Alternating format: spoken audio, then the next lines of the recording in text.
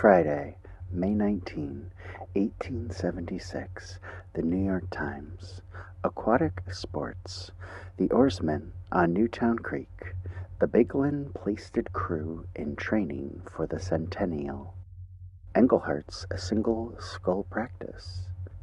Newtown Creek, between Union Avenue and Greenpoint Avenue bridges, is just now the center of attraction to lovers of aquatic sport in the metropolis. Besides the scores of private shells, the property of amateur owners, which may be seen upon its rivers every pleasant morning and afternoon, there are also the shells of the celebrated professional four-oared crew, which is to row at the coming Centennial Regatta on the Schuylkill in August next. This crew, which includes John Biglin of this city and F.A. Plasted, the well-known oarsman of the Pacific Slope, comprises some of the best material to be found within the States, and even thus early gives promise of distinguishing itself in the great contest of next August. Each morning and afternoon, the crew are to be seen on the still waters of the creek, taking their daily practice. The course is from the Union Avenue Bridge near the mouth of the creek 1.5 miles to the eastward and return, making 3 miles in all. In fair weather, the course is usually rowed over twice in the morning and twice in the afternoon, which, with additional practice, makes a total of about 15 miles a day.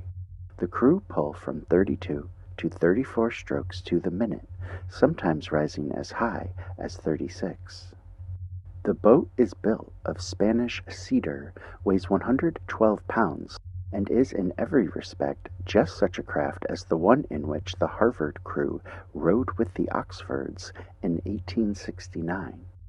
In the contests of the coming summer, the crew will use a shell of the same description, longer, lighter, and narrower, and weighing not over 90 pounds.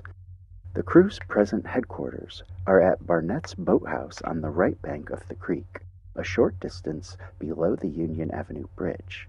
This house was formerly the rendezvous of the Sewanaka Boat Club, but is now kept as a general headquarters for oarsmen, amateur and professional. It is the intention of the crew to compete in the Halifax Regatta, the 4th of July race at Boston, and the regatta at Saratoga before going on to the Centennial. The arrangements for aquatics at Philadelphia are in charge of Commodore Ferguson of the Schuylkill Navy. So far, the preparations for this portion of the exhibition are necessarily unperfected, but it is understood that the course for the four-oar cruise will be the 3-mile one heretofore used. At present, the practice hours of the crew on Newtown Creek are from 10 to 11 in the morning and from 3 to 4 in the afternoon.